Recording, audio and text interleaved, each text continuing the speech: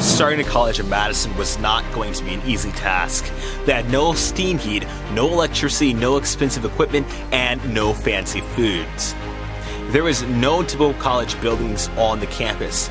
An old plantation house was used to hold classes in and for living quarters.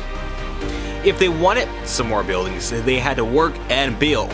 And that is exactly what they did. These pioneers in this educational project were not backed by any organization or any endowment.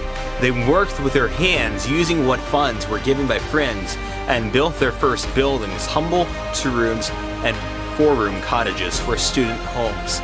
Teachers worked side by side with students in building, farming, and whatever else needed to be done. Everyone worked, even the teachers. Many things had to be done, including building, farming, and whatever else needed to be done. Megan worked as the farm manager. Sutherland's job was to help make the butter for the market. A lady named DeGraw, who was one of the co-founders of the school, took the products from the school to the market to be sold. Everyone had a responsibility. When the spring of 1905 came, they began to work on a large garden, an orchard which contained apples, pears, peaches, and plums. Also, 1,800 strawberries were set out, and much more was planted. In that summer, they had to work hard to be ready for the winter. There's a story of a young man who came to college but did not want to work. The story of this young man was recorded in the Madison survey. It says a young man visited Madison to look over the place with the idea of entering the school. He stated that he wanted an education and that he was prepared to pay for it. He wanted to work as little as possible and to spend most of his time in study.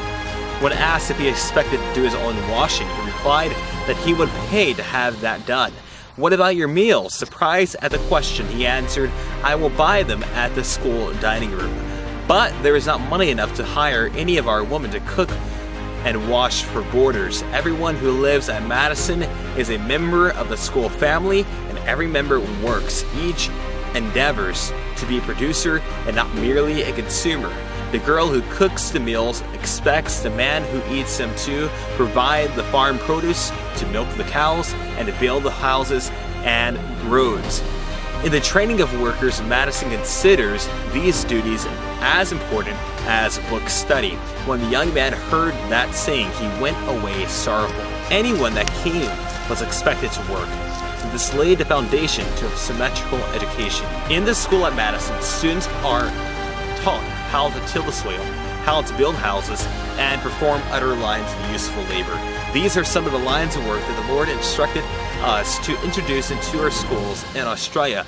With a practical training, students will be taught to fill useful positions in many places. Skill in the common arts is a gift from God. He provides both the gift and wisdom to use the gift aright. No matter what their main life work was, practical work and manual labor was necessary. This prepared the students for missionary work, and they knew how to do some type of trade which they could use for their support.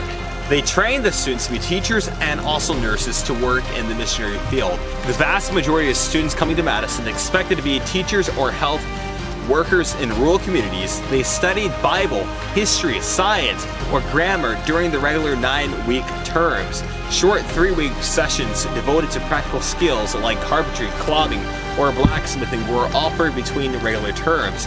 The first year, Mrs. Drillard offered a 1-year course in practical nursing and hydrotherapy. Later, when a sanitarium was added to the school in 1907, this course was lengthened to 2 years.